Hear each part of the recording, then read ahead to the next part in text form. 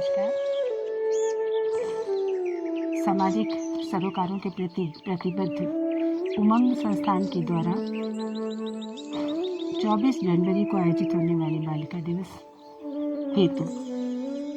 बालिकाओं की शिक्षा के प्रति जागरूकता हेतु एक सप्ताह का ये कार्यक्रम जो आयोजित किया जा रहा है, उसके प्रथम दिवस में मैं रेखा शर्मा आप सभी का हार्दिक अभिनंदन व स्वागत करती हूँ।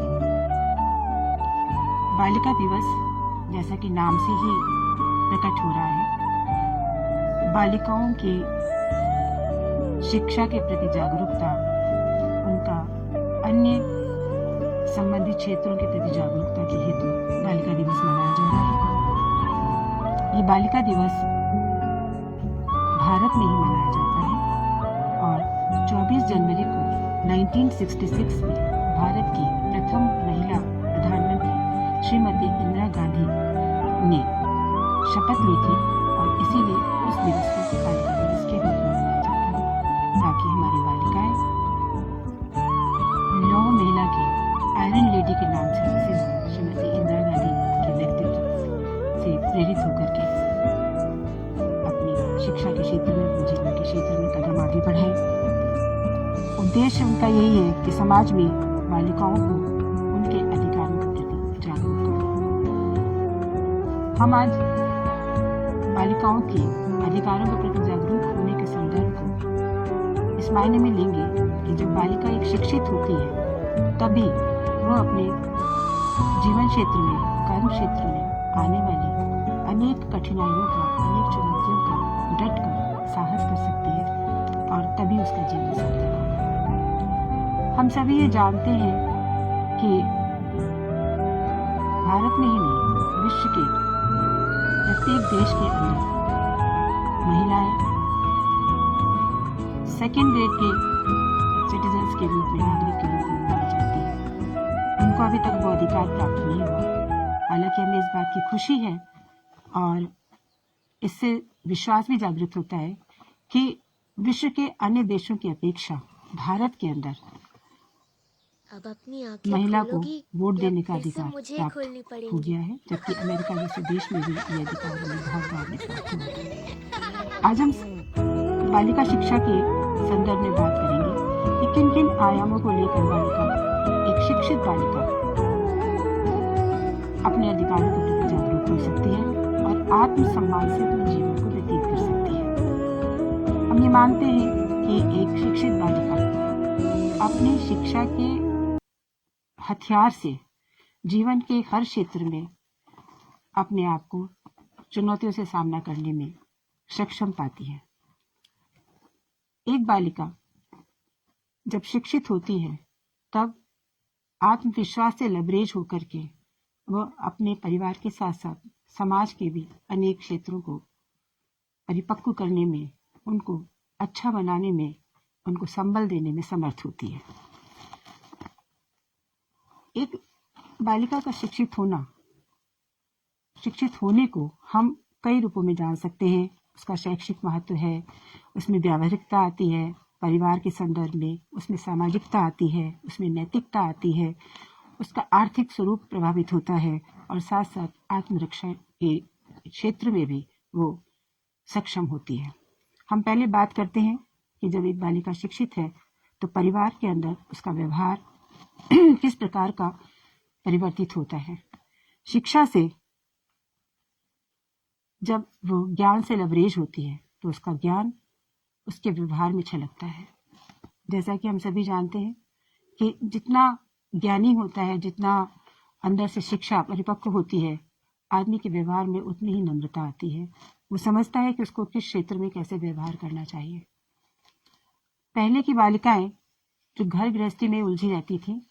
और उनका काम ही यही था कि वे माँ के साथ, दादी नानी के साथ घर गृहस्थी को संभालने में, चौका चूल्हा करने में या अपने भाई बहनों को संभालने में ही अपना जीवन व्यतीत करती थी। लेकिन जैसे जैसे शिक्षा का प्रचार प्रसार बढ़ा, बालिकाओं के संदर्भ में भी पारिवारिक मान्यताएं, सामाजिक मान्यताएं बदलती गई, परिवर्तन हुआ और बहुत प्रतिशत तो नहीं है, लेकिन फिर भी कई मायने में हमने देखा कि बालिकाएं जो हैं वो परिवार के संबल के द्वारा शिक्षा के क्षेत्र में आगे बढ़ रही हैं। वो मान्यताएं थी कि जो एक बालिका है उसको पढ़ाकर क्या करना, दूसरे घर जाएगी, दूसरे के घर को संभालेगी, हमें तो केवल इसको ब्याह देना है। वो मान्यताएं अब टूट रही हैं। बच्चियां आत्मनिर्भर हो करके आगे कदम बढ़ा रही हैं और शिक्षित माता पिता अपने घर में बेटों के साथ साथ अपनी बेटियों को भी आगे बढ़ाने का मानस बना चुके हैं और ये परिवर्तन समाज के अंदर बहुत क्षेत्रों में हमें दिखाई पड़ रहा है, परिलक्षित हो रहा है। जिस प्रकार बालिका secondary school, higher secondary school, college level तक और बहुत सारे क्षेत्रों में, डॉक्टरी के क्षेत्र में, इंजीनियरिंग के क्षेत्रों में, लेक्चरर में, एरोनॉटिक्स में, पायलट बनने जा रही हैं लड़कियां, हर क्षेत्र में लड़कियां आगे बढ़ रही हैं। तो ये समाज के परिवर्तित स्वरूप को बता रहा है और हर जगह पर उनका व्यवहार जो है लड़कियों का, वो सोचने समझने, सोच समझकर अपना निर्णय लेने की क्षमता में भी नजर आ रहा है। अब बालिकाएं परिवार के प्रति जागरूक हो गई हैं कि उन्हें किस प्रकार से अपने माता पिता का संबल बनना है, आत्मनिर्भर बन करके जिस प्रकार बेटे करते आ रहे हैं, और परिवार को किस प्रकार से संभालना है। तो ये शिक्षा ही है जो उनको दो क्षेत्रों में एक साथ कूद पड़ने के लिए प्रेरित कर रही है। और हम ये मानते हैं कि संक्रांति काल है एक तरीके से, कि जब मान्यताएं टूट रही हैं और परिवर्तन हो रहा है। हालांकि थोड़ा समय लगता है इसमें, 100 साल के लगभग, 150 साल के लगभग हो रहे हैं जब स्कूल में शिक्षा शुरू हुई थी। परिवर्तन काल है, संधि काल है। तो बच्चियां जो है वो अपने आप को शिक्षा से जोड़ करके दोनों क्षेत्रों में संतुलन बिठाने का पूरा प्रयास कर रही हैं। आज हर जगह पर देख रहे हैं कि वो एक तरफ अपनी घर गृहस्थी को संभाल रही हैं, दूसरी तरफ वो जॉब पे जा रही हैं, तो घर के काम को भी करती हैं और जॉब को भी संभाल रही हैं, और आगे आकर शाम को आकर घर में भी काम करती हैं। और यही संतुलन है, यही आत्मविश्वास है जो उनको शिक्षा के द्वारा प्राप्त हो रहा है। तो व्यवहारिक रूप से, पारिवारिक रूप से परिवार को जोड़ने का और साथ साथ परिवार को आर्थिक संबल देने का कार्य हमारी बालिकाएं बहुत अच्छे से संभाल रही हैं। अब हम सामाजिक बात करें अगर शिक्षा की, तो सामाजिक रूप से एक शिक्षित नारी जब बाहर निकलती है तो वो अपने घर परिवार की मर्यादा को ध्यान में रखते हुए, अपने शैक्षिक आयाम को अपने में समेटते हुए जब बाहर निकलती है तो आत्मविश्वास से लबरेज होकर के समाज को एक अच्छा अपना रूप दिखाती है और समाज को एक संबल देती है कि वो भी इस प्रकार से बाहर निकल करके नारियों का सम्मान करें और उनको आगे बढ़ने में अपनी मदद करें। बच्चियां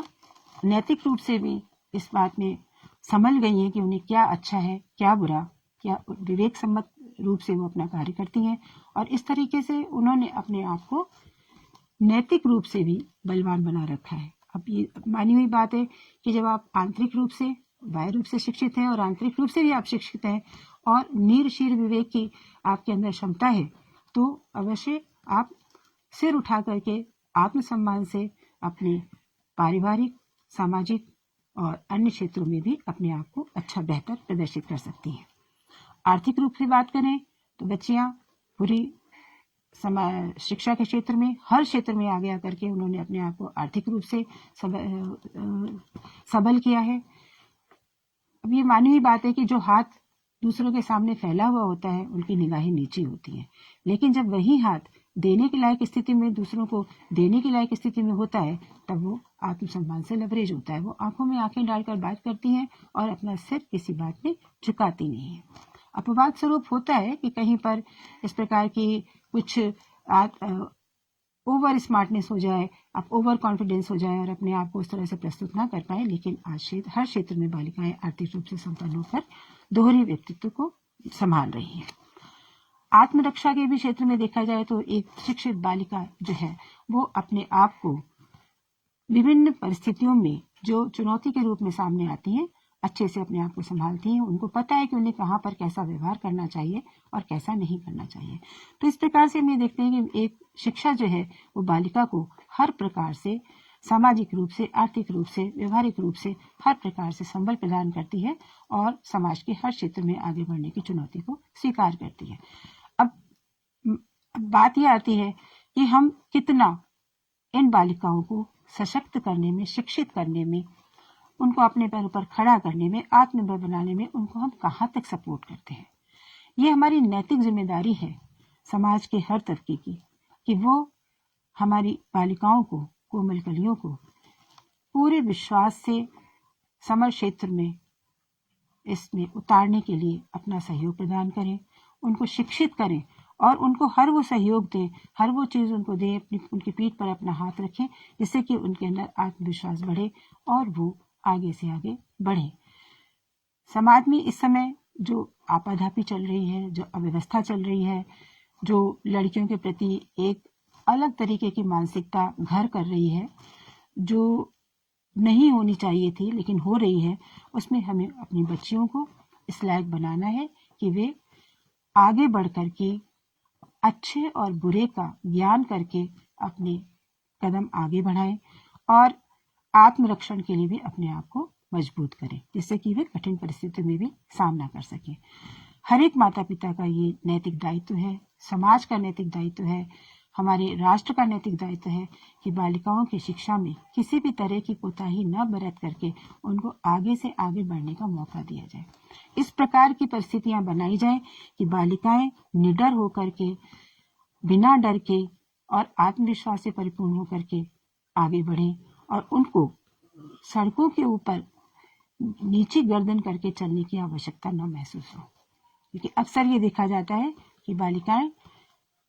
डर के मारे, भय के मारे रास्तों में चलती हैं तो नीचे गर्दन करके चलती हैं और सब प्रकार की बाहरी परेशानियों का उनको सामना न करना पड़े। ये हमारा नैतिक दायित्व बनता है। एक राष्ट्र का प्रथम कर्तव्य यही है कि वो हमारी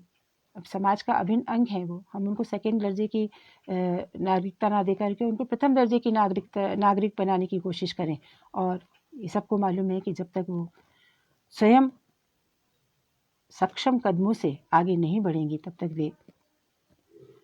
उस तरह की मंजिल को हासिल नहीं कर पाएंगी जिस तरह की मंजिल उनको चाहिए। वातावरण हमें स्वयं को ठीक करना पड़ेगा और इसके लिए बहुत सारी मान्यताएं जो टूट रही हैं उनको हमें देखना होगा कि पुरानी सड़ी गली मान्यताओं को हम छोड़ करके पीछे और नवीन आधुनिक मान्यताओं को, जो कि एक नया वातायन खोले, एक नया सुखद हवा का झोंका लेकर आए, जिससे कि वे कलियां जो मुरझा रही हैं वे पुनः संबल पा करके खिलें और अपनी सुरभि से समस्त वातावरण को महकाएं। एक छोटा सा 4 लाइनें मैं बोलना चाहूँगी कि अभी ना होगा मेरा अंत, अभी अभी तो आया है मेरे पन में मृदुल बसंत, अभी ना होगा मेरा अंत। हरे हरे ये पात डालियाँ कलियाँ कोमल गात, मैं ही अपना स्वप्न मृदुल कर फेरूंगा निद्रित कलियों पर, जगह एक प्रत्युष मनोहर,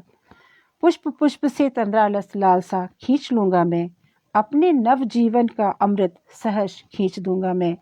द्वार दिखा दूंगा फिर उनको, है मेरे वे जहाँ अनंत, अभी न होगा मेरा अंत। आइए इन कोमल भावनाओं से भरी नव कलिकाओं को अपने स्नेह जल से सींचकर